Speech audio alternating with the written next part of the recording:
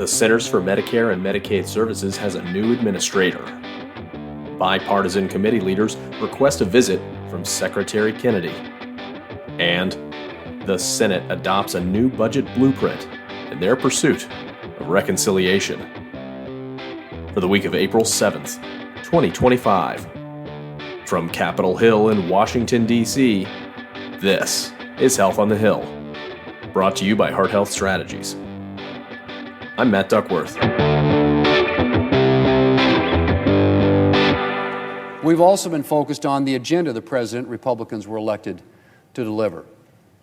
In the very near future, we will be taking up a budget resolution to lay the groundwork for legislation to make the 2017 tax relief permanent, secure the border, unleash American energy, and provide for our nation's defense.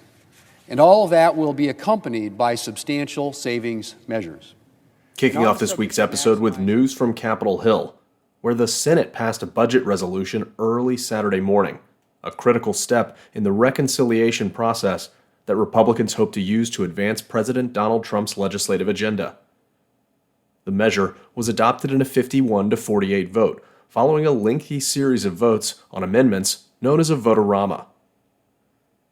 Republican Senators Rand Paul of Kentucky and Susan Collins of Maine were the only in their party to vote against the resolution.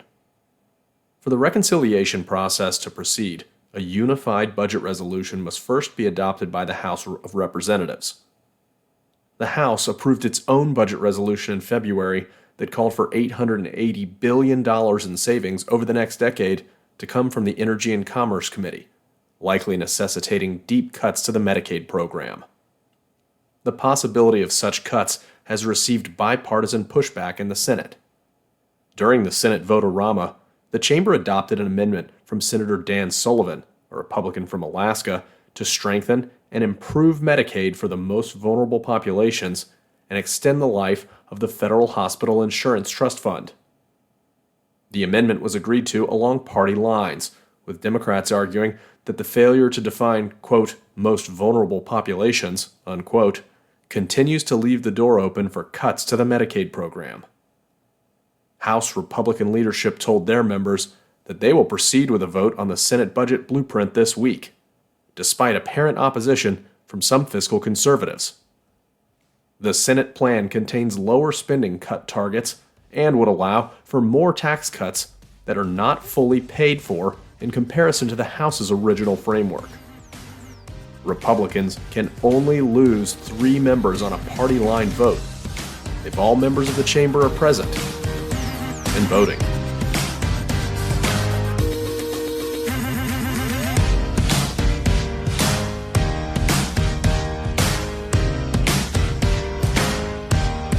To the American people. Let's make America great again and make it healthy again by informing people so they can be in charge of their well-being.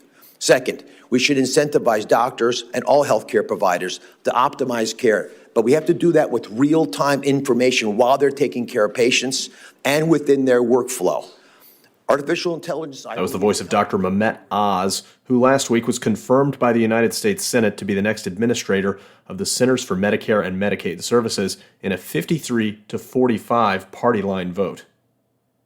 As CMS Administrator, Dr. Oz, a cardiothoracic surgeon by training, will be responsible for the agency in charge of the insurance coverage of more than 160 million people. During his Senate confirmation process, Oz stated that his focus as administrator will be on empowering beneficiaries with better tools and more transparency to manage their health and navigate the healthcare system, incentivizing healthcare providers to optimize care with real-time information, and modernizing tools to reduce fraud, waste, and abuse. Today's markup is about addressing the high cost of prescription drugs and abusive practices that keep prices high for too many American families. These bills... Last week, the Senate Judiciary Committee advanced 6 bipartisan pieces of legislation that aim to reduce prescription drug costs and increase access to generic medications. Each of the bills, which were previously approved by the committee during the 118th Congress, was advanced by voice vote. The Prescription Pricing for the People Act requires the Federal Trade Commission to examine the effects of consolidation in the pharmacy benefit manager industry, as well as other potentially abusive behaviors by PBMs on pricing. The Drug Competition Enhancement Act would prohibit branded drug manufacturers from deliberately preventing potential competitors from entering the marketplace using product hopping. The Affordable Prescriptions for Patients Act would prevent bad actors in the pharmaceutical industry from using patent thickets to stop potential competitors from entering the marketplace. The Interagency Patent Coordination and Improvement Act would establish a task force between the United States Patent and Trademark Office and the Food and Drug Administration to improve communication and coordination in implementing each agency's activities related to pharmaceutical patents. The Stop Stalling Act would deter branded pharmaceutical companies from filing sham citizen petitions with the FDA to interfere with the approval of generic and biosimilar medications. Finally, the Preserve Access to Affordable Generics and Biosimilars Act would limit pay-for-delay deals that prevent or delay the introduction of generic drugs. The Affordable Prescriptions for Patients Act was the only bill of the 6 to pass the full Senate during the last Congress. Leadership of the Senate Health, Education, Labor, and Pensions, or HELP Committee, including Committee Chairman Bill Cassidy, a Republican physician from Louisiana, and Ranking Member Bernie Sanders, an independent from Vermont who caucuses with Senate Democrats, have called on the United States Department of Health and Human Services Secretary Robert F. Kennedy Jr. to testify before the panel on Thursday. The lawmakers wish to discuss the department's proposed reorganization and recent reductions in force. It remains unclear whether the secretary will accept the panel's invitation to testify. Senator Cassidy said in a statement, quote, "The news coverage on the HHS reorg is being set by anonymous sources and opponents are setting the perceptions." He went on to say, "This will be a good opportunity for him to set the record straight and speak to the goals, structure, and benefits of the proposed reorganization." Unquote. During his confirmation process, Kennedy committed to coming before the HELP Committee on a quarterly basis upon request from the chair. Shifting to news from the House today, where Democrats from the Energy and Commerce Committee have sent a letter to HHS Secretary Robert F. Kennedy Jr. on his decision to eliminate 25% of the department's workforce. The lawmakers asked for a response to the following questions by April 15th. 1. Provide a detailed list of the roles being eliminated across HHS. 2. Describe in detail the process by which it was determined what roles would be eliminated. 3. Specify what is meant by the elimination of 3,500 roles at the Food and Drug Administration not affecting reviewers or impacting reviewers. 4. Specify which 5 regional offices will be closed and the process for determining why regional offices should be closed and which ones should be closed. And 5. Specify which operating divisions will be eliminated or consolidated, and which new or existing operating divisions will be responsible for carrying out the eliminated or consolidated operation division's work.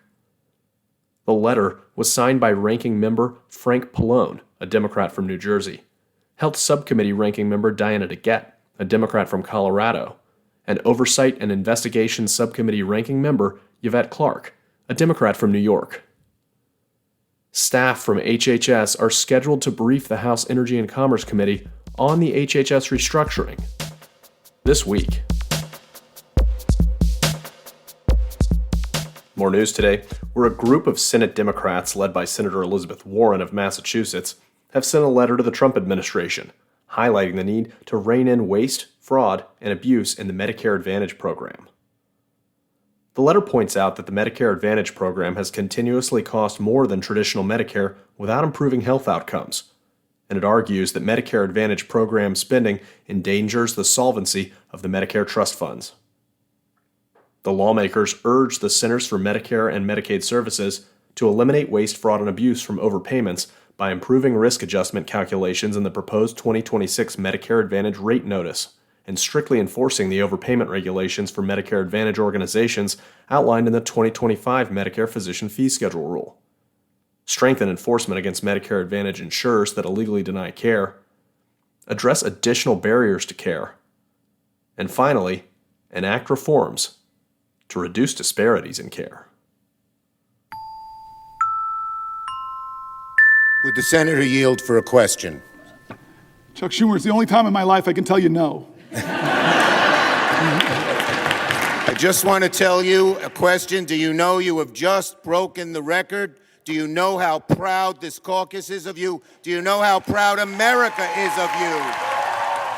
Senator Cory Booker, a Democrat from New Jersey, held the Senate floor for 25 hours and 5 consecutive minutes last week in protest of the Trump administration and congressional Republicans. The speech broke the previous Senate floor speech record set by the late South Carolina Senator Strom Thurmond in 1957, which lasted 24 hours and 18 minutes. Booker yielded to Democratic senators throughout the day for questions to give himself short breaks from speaking. During the speech, he argued for the need to defend against actions from the administration that would cut Medicaid, defund medical research, and increase healthcare costs for Americans. More news today. We're on April 4th, 2025. The federal government requested that the court convert its March 5th preliminary injunction barring the National Institutes of Health indirect cost cuts into a permanent injunction.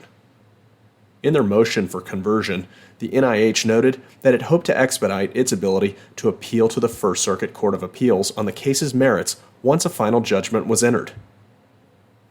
The court agreed and issued a permanent injunction that same day. The ruling vacates the NIH's February 2025 guidance, which sought to cap indirect cost reimbursement at 15%, and permanently bars the agency from implementing the cap nationwide unless the federal government is able to successfully appeal. Judge Angel Kelly of the U.S. District Court for the District of Massachusetts concluded that the plaintiffs, including 22 state attorneys general and several major research institutions, had demonstrated actual success on the merits of their claims. Reiterating the points in the preliminary injunction, the court held that the NIH's policy violated federal law, was arbitrary and capricious, improperly retroactive, and was issued without required notice and comment procedures. Final news today, where the Federal Trade Commission's case against the nation's largest pharmacy benefit managers will continue to move forward with the involvement of FTC Chairman Andrew Ferguson. The status of the lawsuit against CVS Health Corp., Cigna Group, and United Health Group, alleging that the PBMs used illegal rebate programs to keep less expensive insulin products off of drug formularies, was called into question following the Trump administration's dismissal of the 2 Democratic commissioners overseeing the case last month. Ferguson, who had previously recused himself from the case, changed his decision last week to ensure that the lawsuit can continue. We end each week's episode with the call to order, where we lightning round congressional meetings and hearings in the near future that you need to know about. First, on Tuesday, April 8th at 8 a.m., the House Appropriations Committee holds the hearing assessing the President's emergency plan for AIDS relief. Second, on Tuesday, April 8th at 10 a.m., the House Ways and Means Subcommittee on Health hosts a hearing titled Lowering Costs for Patients, the Health of the Biosimilar Market. Third, on Tuesday, April 8th at 10 a.m., the House Energy and Commerce Committee convenes a postponed markup that includes multiple health-related bills. Fourth, on Tuesday, April 8th at 10:15 a.m., the Senate Judiciary Committee gavels in a hearing entitled The Freedom of Information Act, Perspectives from Public Requesters. Fifth, on Tuesday, April 8th at 4 p.m., the House Armed Services Subcommittee on Cyber, Information Technologies, and Innovation holds a hearing titled Final Report on the National Security Commission for Emerging Biotechnology. Sixth, on Tuesday, April 8th at 10 a.m., the Senate Health, Education, Labor, and Pensions, or HELP Committee holds an executive session to consider the Give Kids a Chance Act. Seventh, on Wednesday, April 9th at 10 a.m., the House Oversight and Government Reform Committee convenes a hearing titled Restoring Trust in FDA, Rooting Out Illicit Products. Eighth, on Wednesday, April 9th at 10:30 a.m., the House Appropriations Subcommittee on Labor, Health and Human Services, and Education hosts a Public Witness Day. And last, on Thursday, April 10th at 10 a.m., the Senate Help Committee will tentatively host a hearing featuring the U.S. Secretary of Health and Human Services, Robert F. Kennedy Jr., entitled An Update on the Restructuring of the Department of Health and Human Services.